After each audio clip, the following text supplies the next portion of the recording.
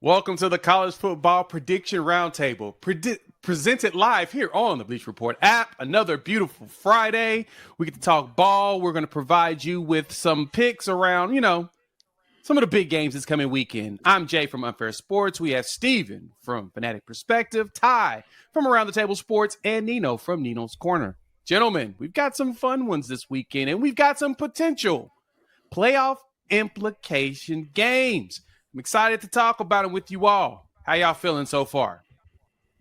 Jay, I'm feeling fantastic. I'm back in the United States after last week's BTA between our teams. You guys know how that went down. I'm feeling good. I had some Dominican run, some Dominican sun, and a whole lot of Dominican fun, baby. Let's get it going, Jay. God. Let's get it going, everybody. Happy Friday. BTA, I need man. to happen now. Oh my a big gosh. one. Gosh. This guy. BTA, baby.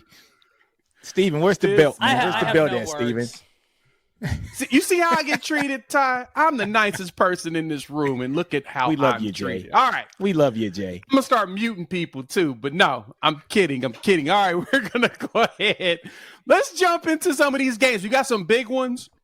We've got games. We're going to go through our mortal locks. We've got some spreads, and then we'll wrap things up by looking at the final picks and the standings. So jump in the chat. Let us know what you think. We want to hear you all as well. So let's go to the first game. Let's just ride right into it. We're looking at Nebraska versus Indiana. Now, this shouldn't take too long, as Indiana's a 6.5-point favorite. Gentlemen, y'all know that Indiana is 6-0 this season. My goodness, they are balling all over the field. I'm impressed that we've got the Hoosiers actually doing this. At 16th in the nation, I feel like this is probably the game Indiana's going to win, so I'm going to take the Hoosiers.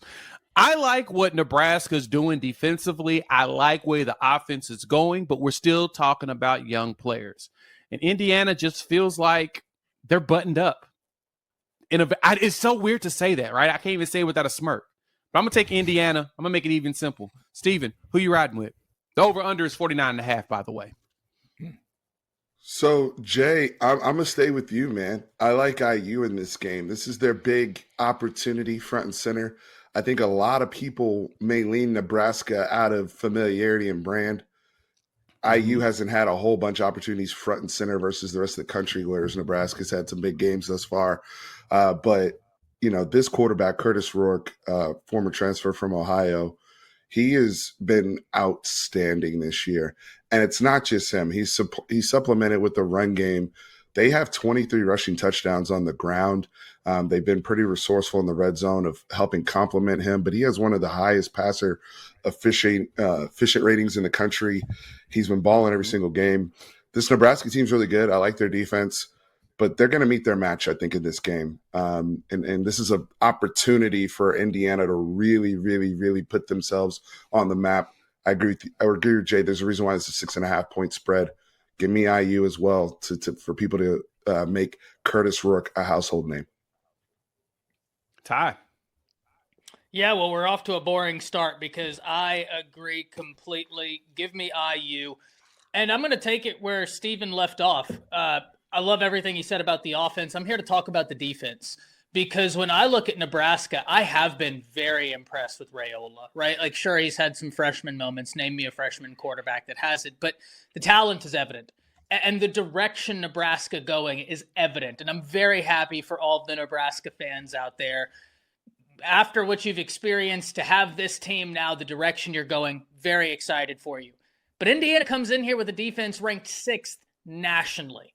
This is a no-joke unit. So it's not just that they're very talented or very good offensively. They're a complete football team, and this is an opportunity for them to make a statement, like these gentlemen said, against a national brand. I like them to be able to make that statement. Nino, wrap us up. Come fade us. Give me IU, baby.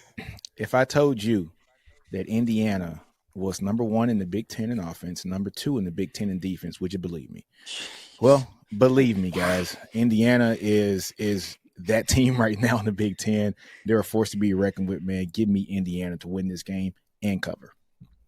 Okay. Win and cover the 6.5. Fantastic. Next game we got up Interesting ACC matchup. 4-2 Virginia travels to play against Clemson, who's 5-1 and 4-0 in conference. The Tigers are 22.5-point favorites in this game. Woo-wee. And I got to say this. I'm taking Clemson to make it easy. That Clemson's been balling. Kay Kublik has been looking like the quarterback we thought he was going to be. The run game has been pretty solid. But overall, they've got the young wide receivers, TJ Moore and Brian Westco. They're adding to all the freshman phenom wide receivers we've seen in the country this year. And, man, Clemson is rolling. I'm gonna go with the Tigers. I'm just gonna keep it simple. Steven, who you got? So Virginia's been a little sneaky, and 4-2 is a strong start for them, especially in the ACC. Malachi Fields third in the ACC in receiving yardage for Virginia. Give me Clemson though. I think this game would be a little bit more interesting to think about if it was in Charlottesville. But I believe this one is. I'm pretty sure this one is in Clemson, if I'm not mistaken. Somebody correct me if I'm wrong. It's in Clemson. Yeah. So I feel comfortable with Clemson here. I think that's why they're carrying, a little bit of a higher number. Jay kind of said it. They've been consistent since Georgia. They really have. They've been consistent. I mean, the jokes about Dabo were cool a couple months ago, but he's been kind of back up. So I'm gonna keep rolling with Clemson on this one until he shows me otherwise.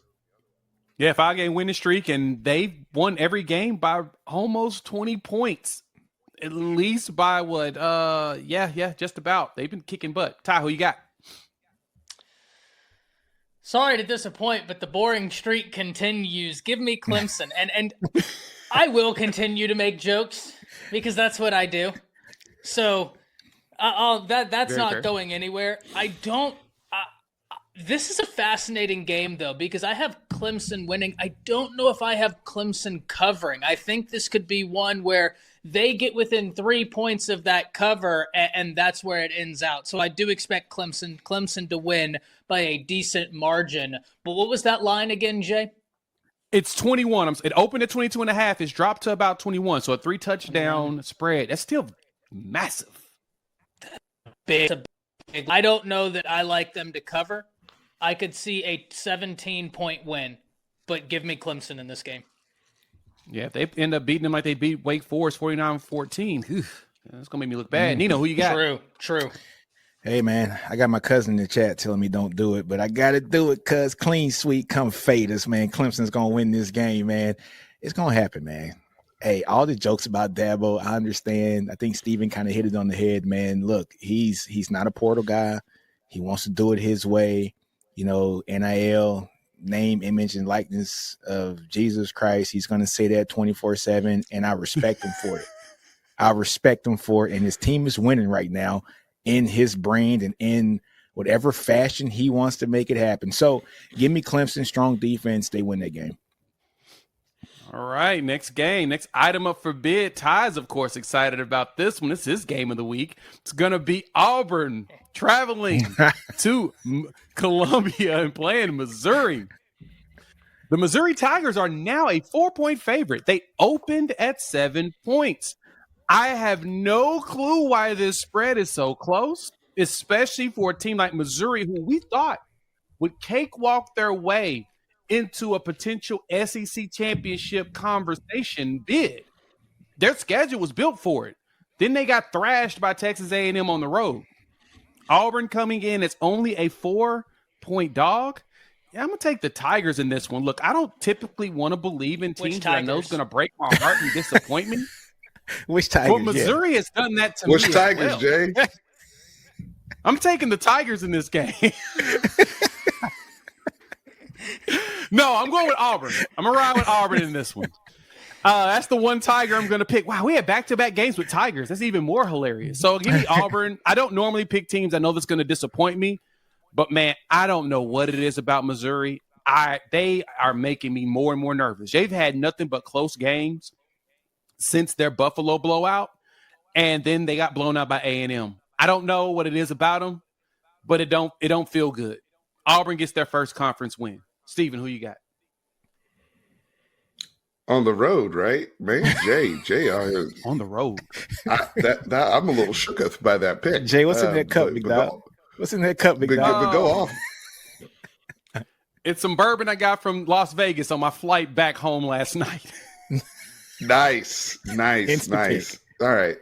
So shout out to the Nebraska fans in the chat that are a little upset. I hear you guys. I stand with you guys. Make sure you pull up next week when you're wrong. Okay, that's all I ask. Anyway, Because we'll be here give me regardless. Mizzou. We'll be here regardless. So you can either take your victory lap or you can say, hey, you guys are right. You maybe know a little bit of something about my football team. But give me Mizzou at the crib. Auburn, I mean, both of these teams are suspect coaching-wise. I think the spread is what it is because Mizzou's going to have to climb their way back into good graces after just puking their brains out on national TV in College Station in front of everybody. But they're not that bad. That's my analysis for the game. They're not that bad. I think they get it done and cover versus Auburn. Ty, who you got? Well, Jay, I'm shocked. I'm like Steven. You talked about how you didn't want to pick a program who you don't know who they are and that is in close game, but you picked Auburn. Now, here's the problem. I know who Auburn is. It's a team that's going to give the ball away like they're playing hot potato. Why? Because they do it on schedule every single time. Jay, when they played your Oklahoma Sooners, I sat up here and said, Auburn's going to lose because they give the ball away. Well, they didn't give the ball away until that fateful moment in which the Kip 6 happened. So Auburn is going to turn the ball over. Missouri comes in here with a defense that's a top 15 defense in total defense. I know it just happened at A&M, but you know what A&M has? Two things that I don't know that Auburn has. A lot of 5 stars still on that roster, 4 and 5 stars. Auburn is talented, but they've had to rebuild via the portal. And 2, I have more faith in Mike Elko than I do Hugh Freeze. This is the same Hugh Freeze that would win a big game and then get dragged by Memphis at Ole Miss. This is the same Hugh Freeze that left Liberty, and now Liberty, gentlemen, don't look at what they're doing since he's left, because it's playing really well. I believe in Drinkwitz more than I believe in Hugh Freeze. Give me Missouri. Oh, wow. Nino. Give me Missouri, man. Knew it. Public service announcement here for Hugh Freeze. Hugh Freeze, if you're listening to this, look me straight in my eyes, please. Look me straight in my eyes. Look right 3 there. straight losses, man. You had a chance to beat OU. You had him at the crib.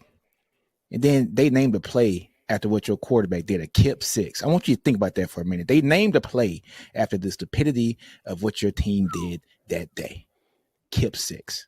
For all you OU fans out there, I hate to even say OU in the same damn sentence as any other team that I'm talking about. But give me Missouri, man. Burden's going to go off this game.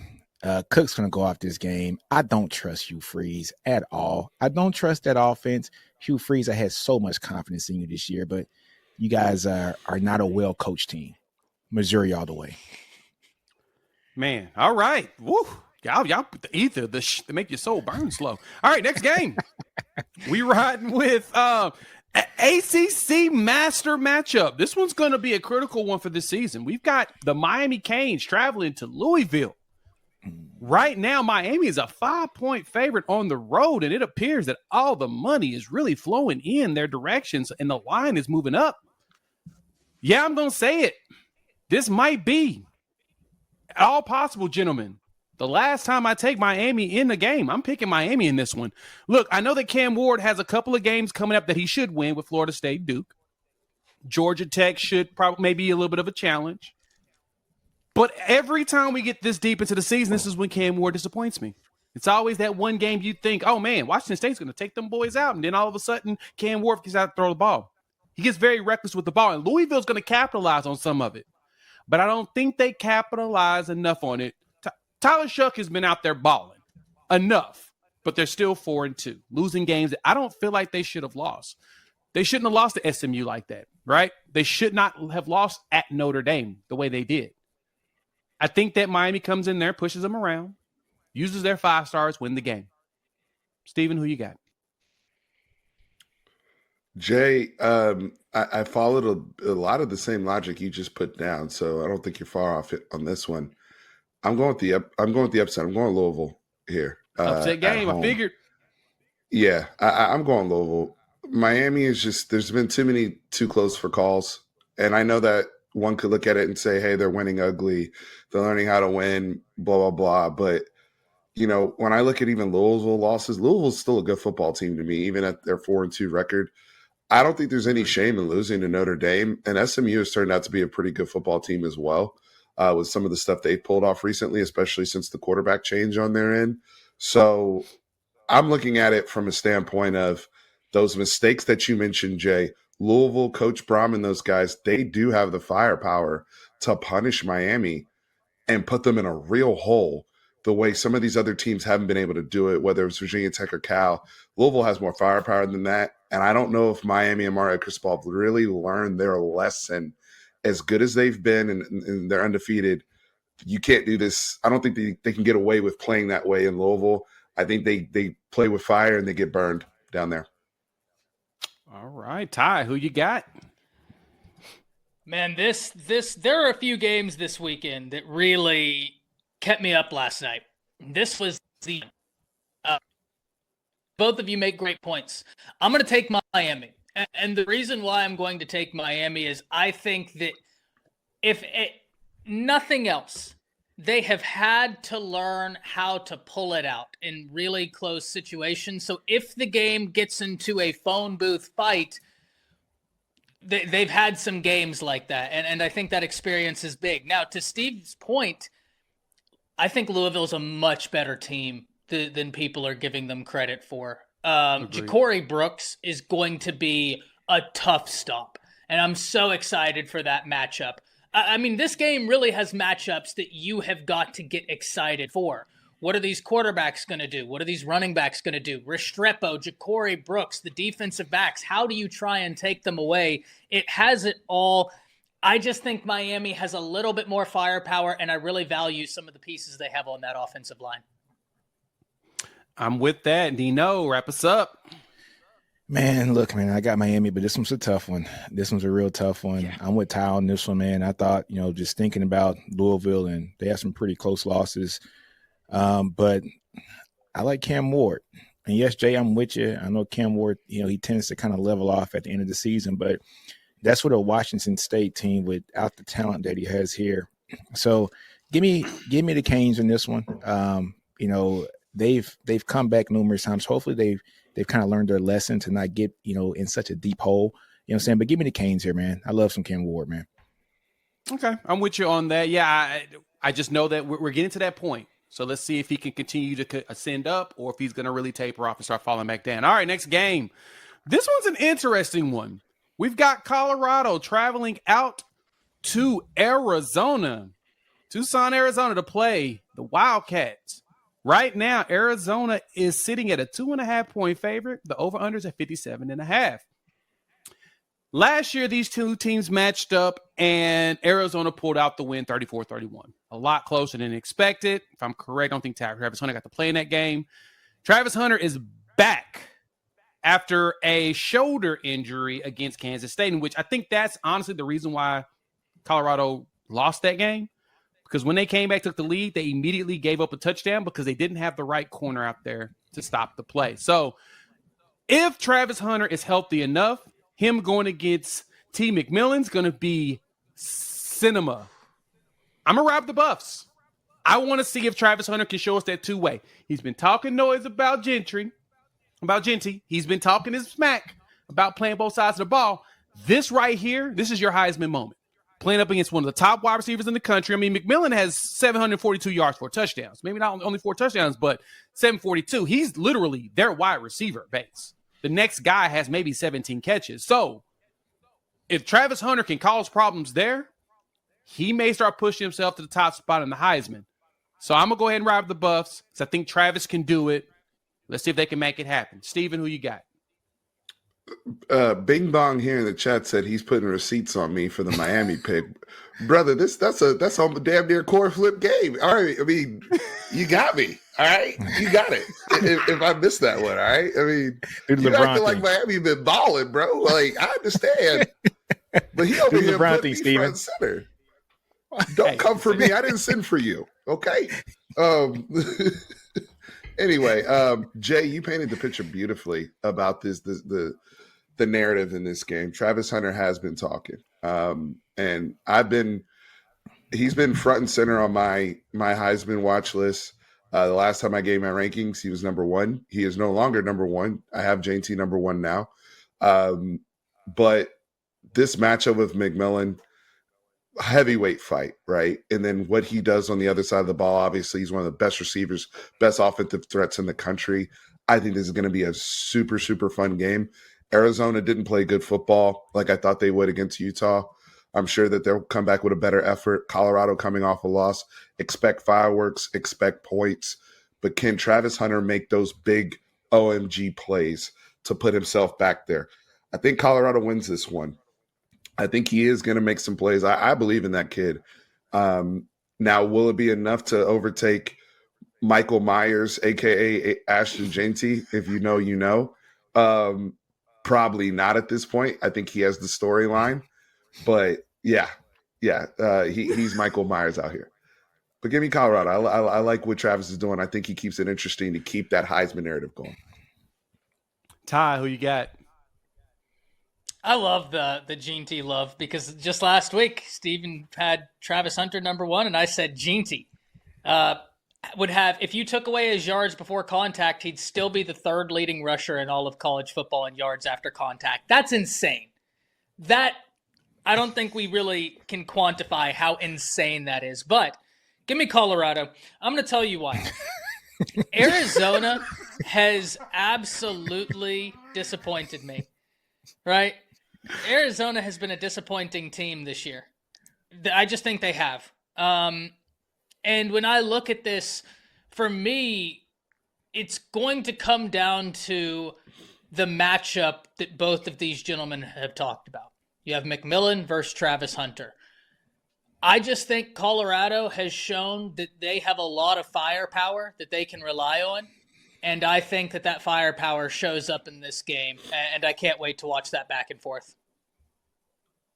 That's what I'm talking about, Nino. Clean sweep, family ties. Faders. Clean sweep, baby. Faders. Give me Colorado, man. I will never go against Colorado again. I'm sorry, Buffalo family. Get well soon to your cousin, Nino. Get well soon. Yeah, man. Yeah, man. You know what I'm saying? It's a good well soon. Yeah, man. But Colorado's deep. They're deep on the offense side of the ball, but their defense is playing very well also. The only thing that still worries me about them is the running game. They still got to be able to run that ball well. But, hey, man, you got Sanders passing the ball. You got Travis Hunter, who's also playing offense and defense. He's, in my opinion, the best player here in college football. I just think that they have too much for Arizona, and Arizona's been a big disappointment this year, man. They're giving up turnovers, like Tony Romo was back in the day, man. So, hey, man, give me the Buffs. Buffs win this thing. Buff family, go Buffs. All right. Next up, interesting matchup to me of the week. One of the games that had me kind of scratching my head on truly trying to decide. It's Notre Dame traveling to play against Georgia Tech.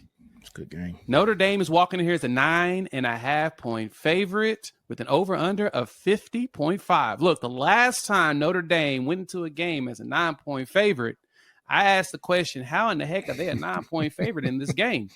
And it does feel like now Notre Dame has started to hit its stride. That blowout win over Stanford, the destruction of Purdue. Now they get this again, another opportunity against Georgia Tech. Yep, give me the Fighting Irish. Marcus Freeman is figuring it out, I guess. After he got embarrassed and he talked to the coach gave him a pep talk, talked to him about how to run his team, gave him a good coaching. He received that coaching like a man and went out there and started thrashing folks. Now they are 5-1, and honestly, they are front and center on getting themselves into the playoffs because they really don't have any competition down the line on their schedule. So give me Notre Dame to win this. I actually think they cover this spread too. Steven, who you got? It's funny you say about competition. Their competition is going to be the service academies. It really is. It's true. That's true. Yeah, both schools are ranked right now, and Army in particular. Man, look Yes. out for the look out, man. That's where their competition will come. But excuse me, not this week against Georgia Tech. I'm gonna give Notre Dame some props for what they did against Stanford, 49-7. And that Stanford team have been competitive. I think Notre Dame's found their run game, and they've been able to really move the ball more effectively on the ground, like they probably should have. And it's complimented Riley Leonard enough. I'm still not in love with their throw game if they get behind or anything like that. But with this defense, this run game, all that will travel, and I think Marcus and them go to 6-1 against a formidable Georgia Tech opponent. No disrespect to them, but give me Notre Dame here. Ty.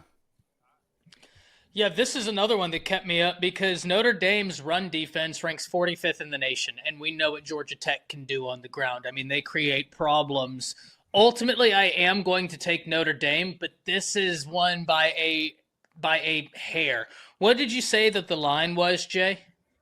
It's 9.5 Notre Dame, and it's going up. It went from 8.5 to 9.5. That's where I'm thrown off.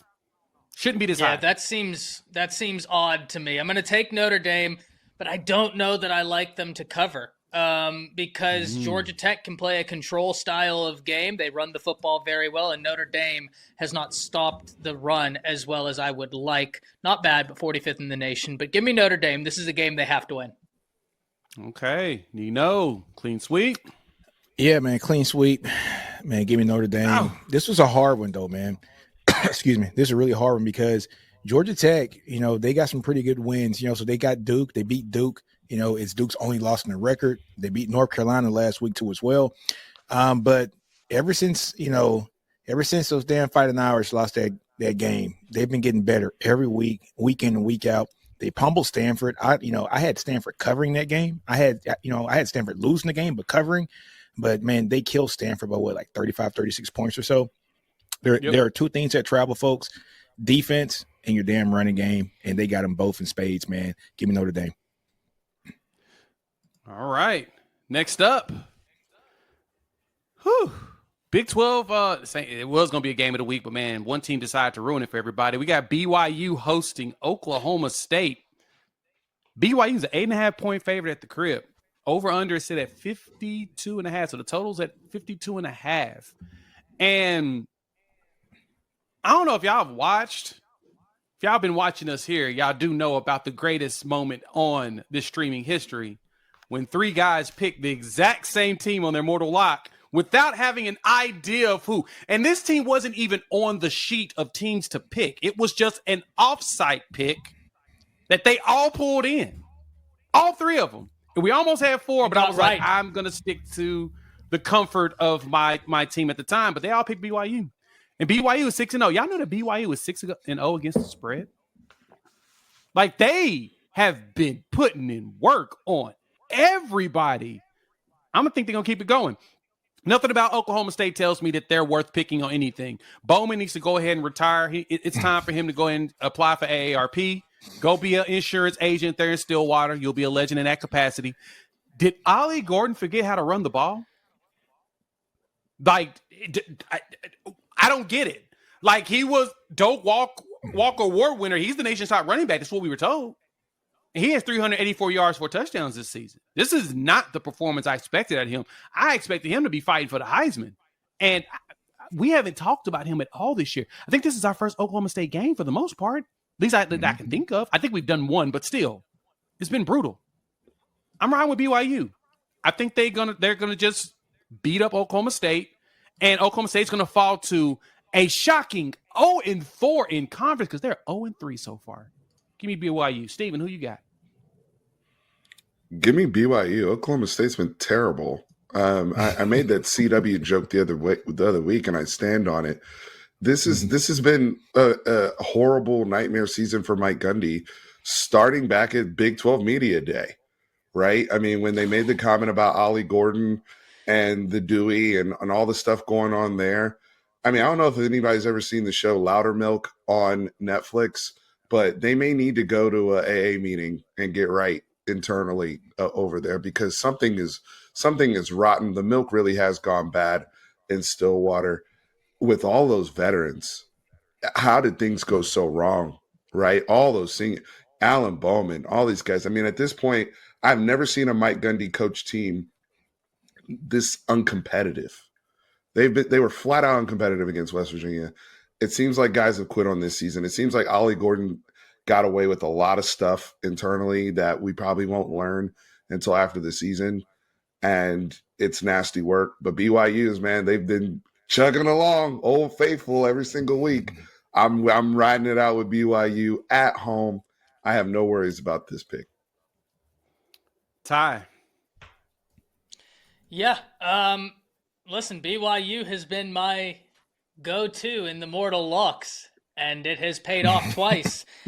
And I'm going to take BYU in this one. Now, Jay, to your point, we have talked about Oklahoma State. And I'm going to tell you right now how I know we've talked about them.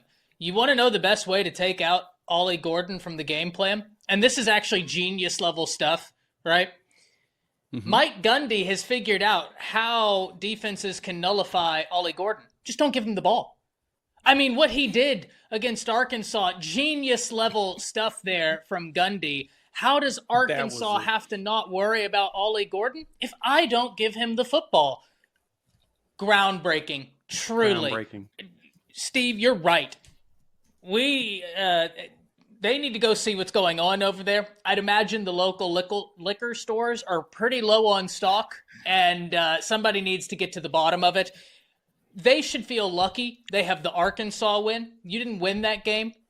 The most abysmal play calling and clock management I have seen in Power 4 conference football lost Arkansas that game, and I don't think that they are going to win this one. Give me BYU. Ooh-wee. Nino, who you got? Come fade us. Clean sweep. BYU. Ooh. I think Steven's right, man. You know, if this team was good enough to have a 30 for 30 special, they're not, because they're not a good team. You know, like we would find out some stuff about this team, but they're just not a good team. So we'll never find out. Look, man, BYU doesn't have the most talented roster. I just think they're just really well coached with really good players, and they're just a solid ass team, man. Oklahoma State, dude, what is wrong with you? Like Texas leaves, OU leaves. And this conference was primed, prepped, and ready for you just to win it this year. You got Ollie Gordon there. You got a quarterback that's been there for 70 years. Gundy's the most experienced coach in that whole damn division, and you guys still can't do it. All right, so I don't know what's up with you guys, but something has to get figured out. Maybe it gets better next year, but I doubt it. BYU is going to win this game easily.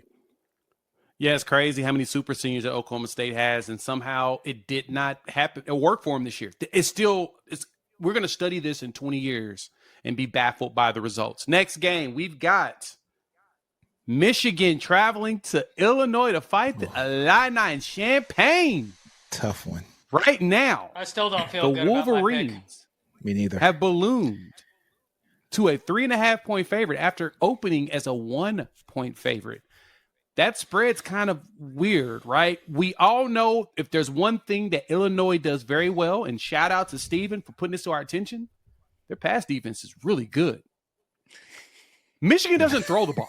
So that's not going to help them in this game. Give me the Wolverines. They're literally just going to run it down their throat the entire game. And that's the only thing Michigan has for themselves. If they can muscle you, they're going to win.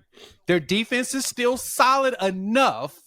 It hasn't been that good when you look at the actual numbers, which is really surprising to me. I thought they were better than when I looked at the numbers, but they're just going to run down your throat. Play keep away and not worry about those corners that Illinois has because they ain't going to never throw the ball. So give me the Wolverines. Steven, who you riding with? So, yeah, I mean, these have been my guys, and I love the way they play. I love the mentality. I love the way they're coached, especially on the defensive side of the ball by Aaron Henry, who I think is – very soon to be a head coach and be running his own program. If my short list of guys right now, these are just Steve's guys, Aaron Henry, Brennan Marion, guys that are just killing it on both sides of the ball in terms of their units as coordinators. This game was tough for me as well. I went with Illinois though, not because of the defense, because of Luke Altmaier at quarterback. Luke has been very, very efficient. I think he only has one interception this year. I love the way he's played. He consistently moves the chains. Pat Bryant at receiver, he's got a guy that can go up and get a jump ball almost against anybody in the country. And they're grading pretty well in the pass, in the passing efficiency game. I think they're going to be able to put some points up to force Michigan out of that shell.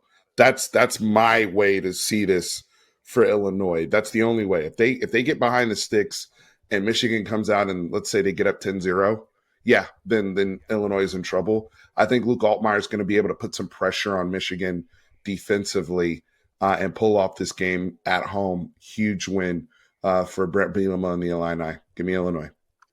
Ooh, Ty, who you got? Yeah, this was the game that kept me up the most. Out of all of them, it was the Notre Dame, the Miami game, and then this one, the two that really. I'm going to take Michigan. Illinois is 77th in the nation in rush defense, and Jay, to your point, they rely on that pass defense. Good luck. If they throw the ball 15 times, I think that someone could win a whole lot of money on that bet. Will Michigan throw the ball more than 12 times? That's a bet that I'd be interested in seeing. Yeah, they just don't do that, right? Illinois has had trouble stopping the run, and this is a very physical rush attack. Now, to Steve's point, Michigan's got to figure out a way to slow down this quarterback because he has been good. And if he can keep this close, the one thing I worry about is the reverse of what Steve just said. If Illinois goes out and goes up 10, 14 points early, I don't like Michigan's style of play to come from behind. So Michigan, the defense has got to show up. They've got the talent. But I do believe that the rushing game and the physicality on the line of scrimmage will net Michigan this win. All right, Nino, wrap us up. Yeah, man, I like Michigan in this game just for the simple fact that Michigan's coming off a bye. All right, and so they got 2 weeks to kind of get things straight for this game, man. And if Moore can't get his guys up for this one game to come after a bye and win this game and have some kind of innovation in his offense, then they don't deserve to win this game. But I like Michigan in this game just for the simple fact that they can run the ball very well too as well. And I just got a feeling that they're going to pull it off. I don't have great confidence in it. I don't. This is one of those games where I think my mind's telling me to pick Illinois, but something underneath is just saying pick Michigan because they should win this game. They got 2 weeks to get this game straight, man. Give me Michigan. But if they don't win this game, it's going to be a lot of unrest up there. Nino, some interesting noise in the chat. There's multiple comments that just said what you said about my mind is saying one thing, my heart is saying another. Multiple comments from fans here in the chat. Yeah, that's true. But really? There's multiple comments from fans. This is what I've never seen before because we love our degenerates here. We got people saying this game is a stay away.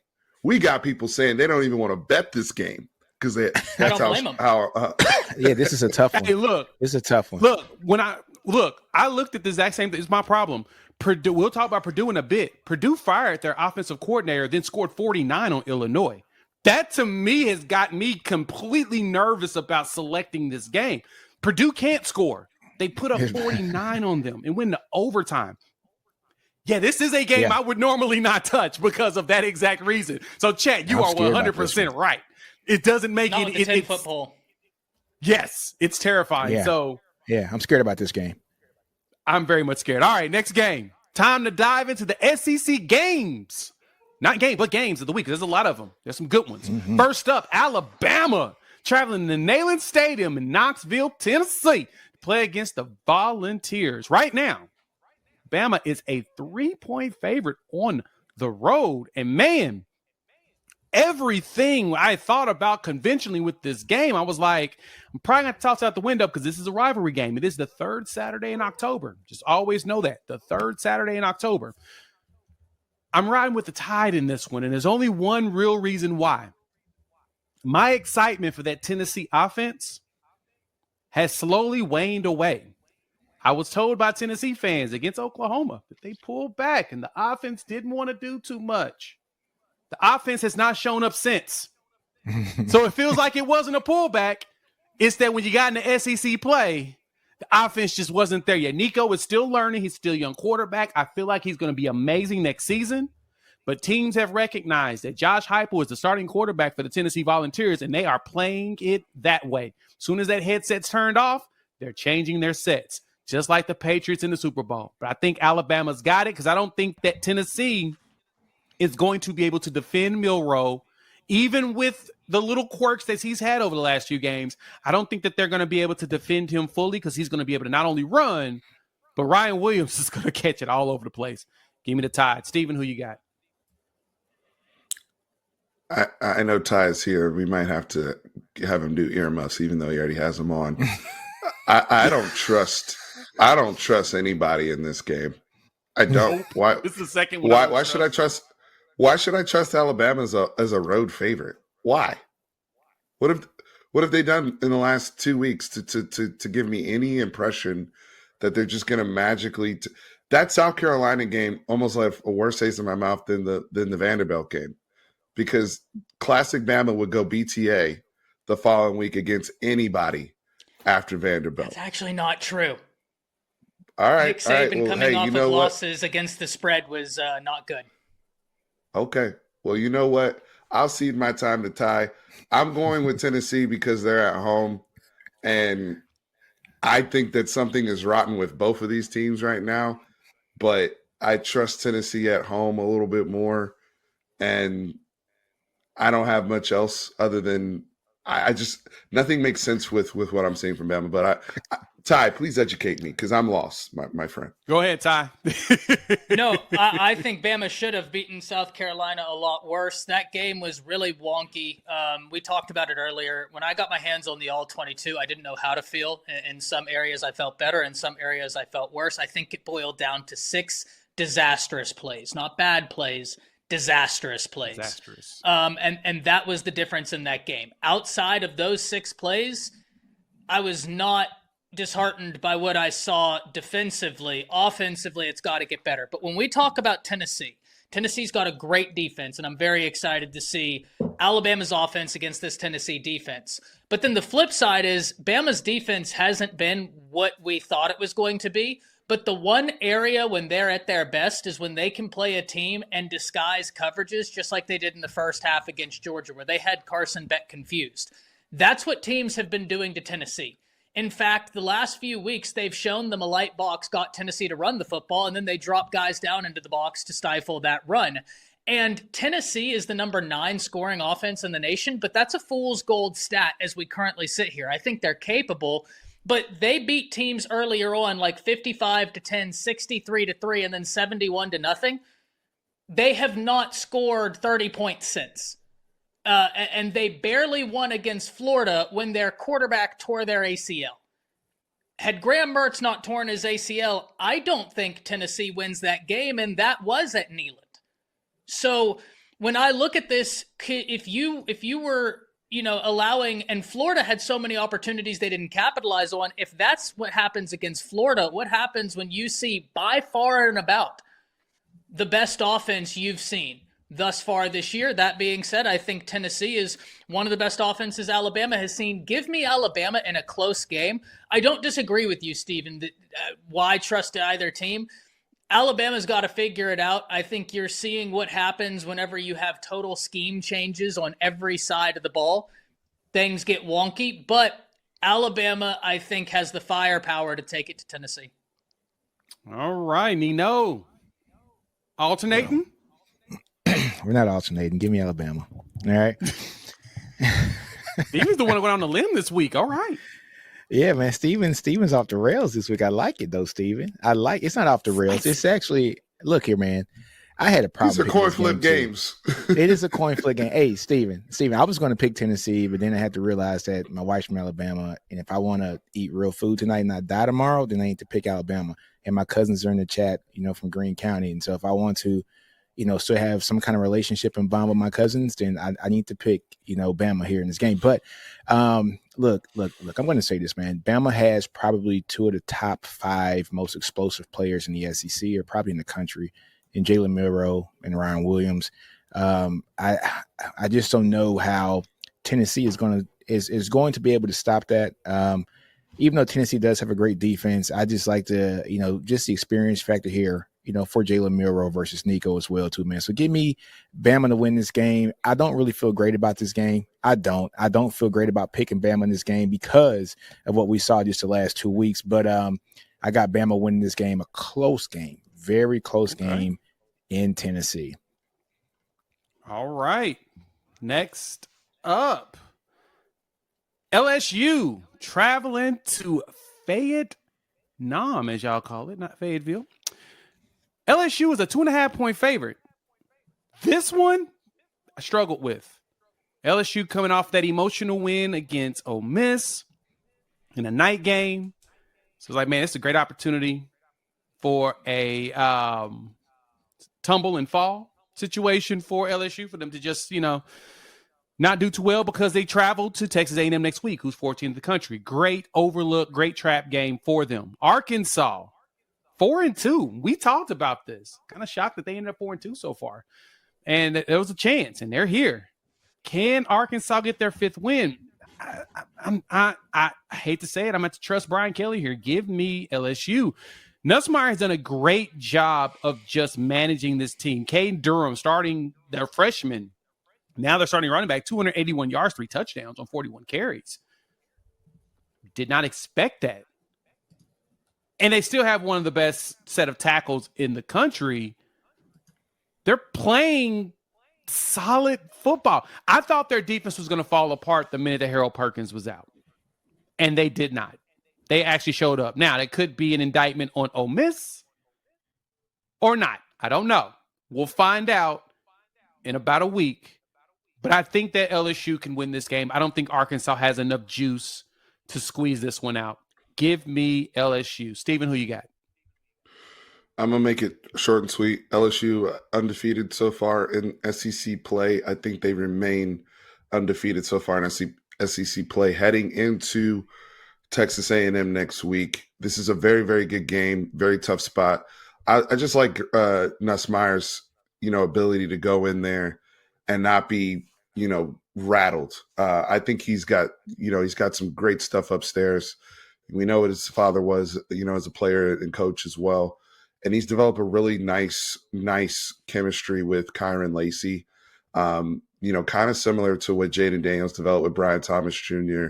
and Malik Neighbors last year. He's got that same type of mind meld going on. And it's probably because him and Kyron Lacey were repping last year together on the second team. They've taken that connection to the next level as starters. I like what they're doing. I think they're undefeated going into College Station next week. Arkansas is really, really good in terms of what they've shown us at 4-2 and dangerous, but I like BK and them to win this game. I love that Steven said he was going to be brief, and then he gave us his doctoral dissertation on both teams. Ty, who you got? Not so fast, my friend. I'm taking Arkansas in this game. I think, Jay, you laid it out perfectly. This is a trap game for LSU. I think that A&M on the horizon, and they have not played a quarterback that's like Arkansas's quarterback, where he's going to get out in space. He's going to be able to move the pocket really efficiently. And I'm not saying they've played a bunch of statues, but the way Green moves is different. That dude is a legit threat with his legs. You have got to account for him. He's having a really good season. Give me Arkansas in a real close game. I'm excited about this one, though, because this is another one that kept me up. But I'm going to take the Hogs. I need the points. Nino.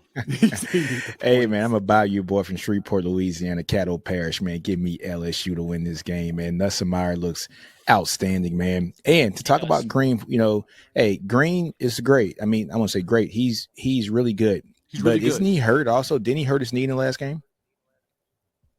I think he did, didn't he? I think he hurt his knee like 2 games ago, but he's still playing. Okay. Gotcha. So, but yeah, man, I like Nussmeier. He is questionable. Yeah, okay.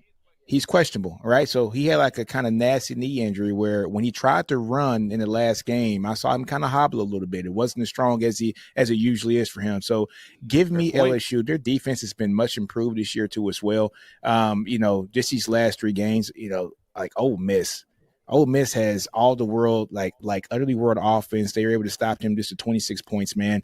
I like LSU to win this game. It's at Arkansas. It is a trap game, folks. It is a trap game. Going to Arkansas and actually playing there, man. It's going to be a late night game, too, at 7 o'clock at night. Arkansas fans are some of the rowdiest and nastiest, too, as well. But I like Nussmeier. This team is going to get better as this year goes on, and they're really going to be a force to be reckoned with. LSU, baby. Trap City. And to clarify, Talon Green is not on the injury report for Arkansas. He's not? I just looked at So the he's SEC not, okay. injury reports. No. Okay. So he didn't put him on there. I know that he was initially questionable in the conversation, so now he's off the list. He's in. All right, last game. Game of the week. Got to give it to it. We've got the Georgia Bulldogs traveling to DKR to play them Texas Longhorns. The Texas Longhorns. I'll be respectful here to my friends. I still love them, even though they're very mean to me for no apparent reason when I'm not mean back to them. But we're not going to get into that. Texas is a 4.5-point favorite in this game, and the spread has moved up from 3.5, which is kind of interesting.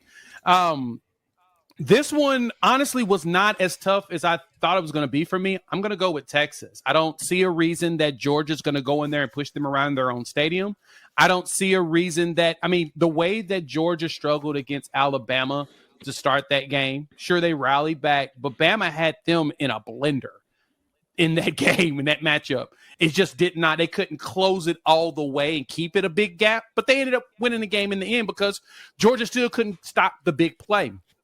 Texas walks in there, one of the best offenses and defenses out there right now. They're playing perfect football overall. This will be their first big test of the season. I think they live up to it. Give me Texas to win this game. Steven, who you got?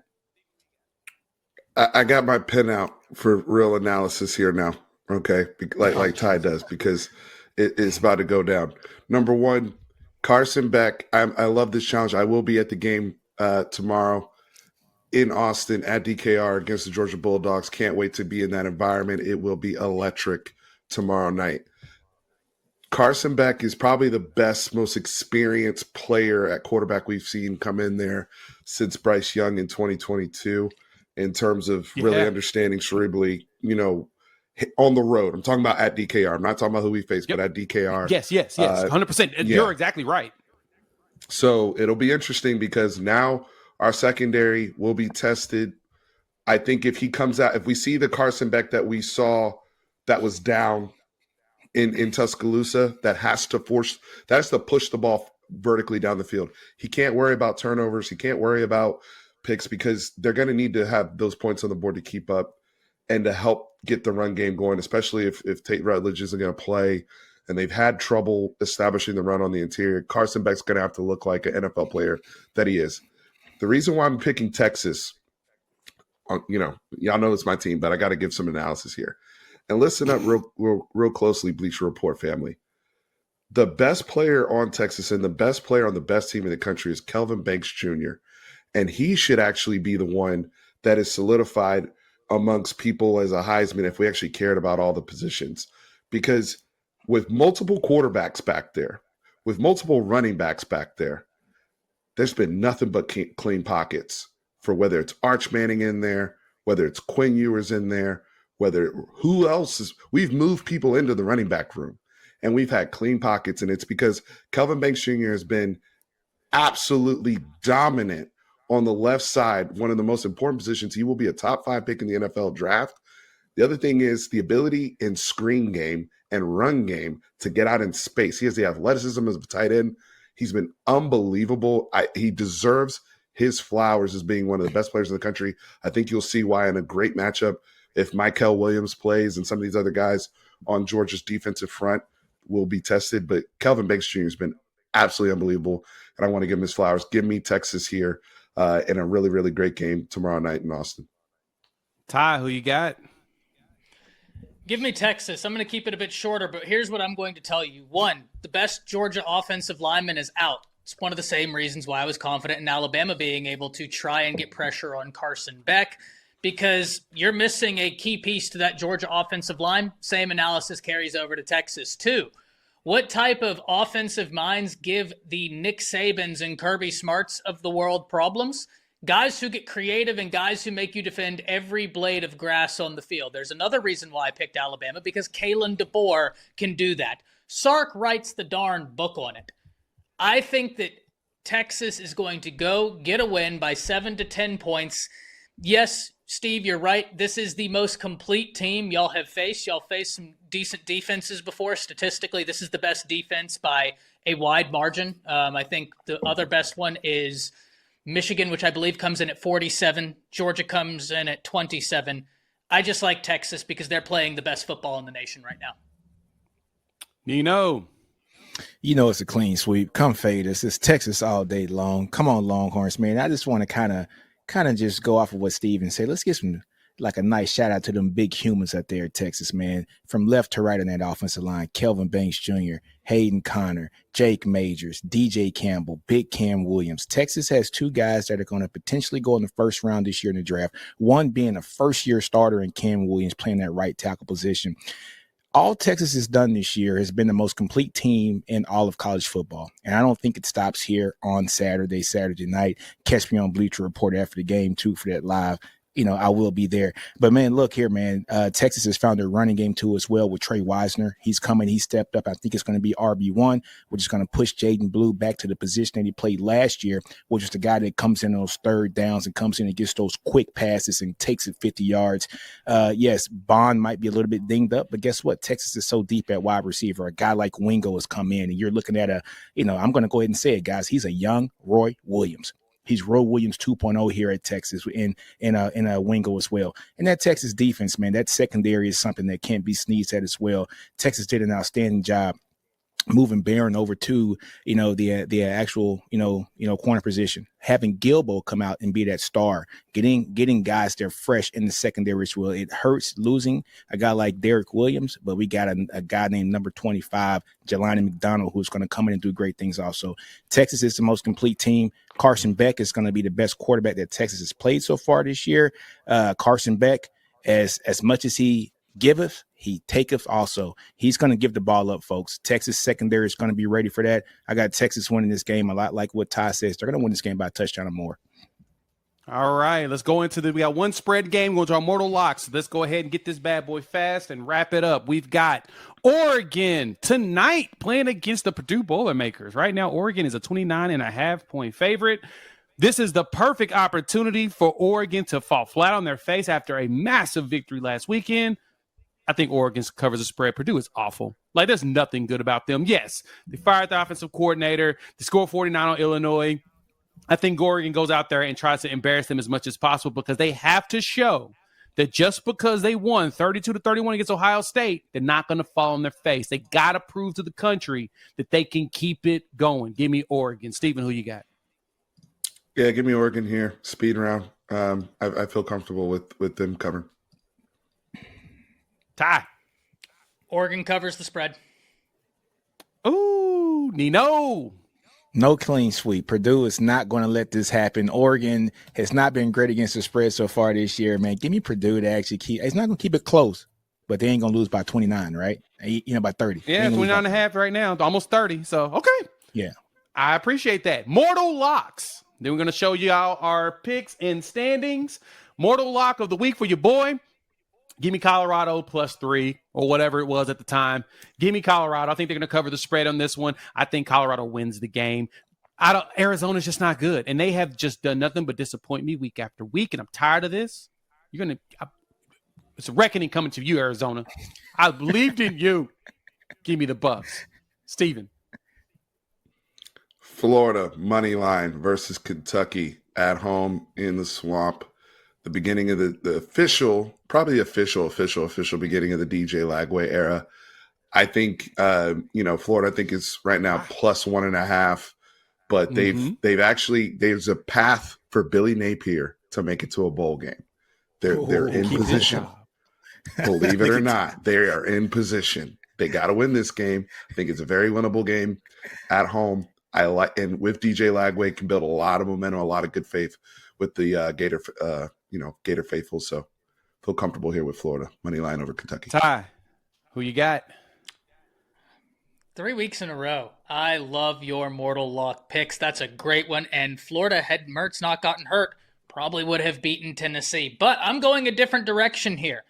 I'm going Duke, who is a 3-point favorite over Florida State. I like Duke to cover. Florida State is abysmal. Ooh. They are terrible. They are awful. I don't know what they do well. They've got some good education. They've done nothing well this season. That's wild to me. They've got a great intro. But outside of that, I don't know what actual on the football field they've been good at this season. And I told y'all this was going to happen all off season. Duke covers. Oh man, Nino, my boy Ty wrap us up said so we can get out of Florida here. State got that good book game. Hey man, give me Army. Army's going to win against Eastern Carolina, and they're going to cover the 15.5 points. Man, Army's been on the road this year, man. I like what they're doing every game. They are rolling out people. I love what Army's doing, man. Give me them to win and cover. Yeah, and you know they're 6-0 against the spread as well this season. All right, let's look at these final picks. That's a great one.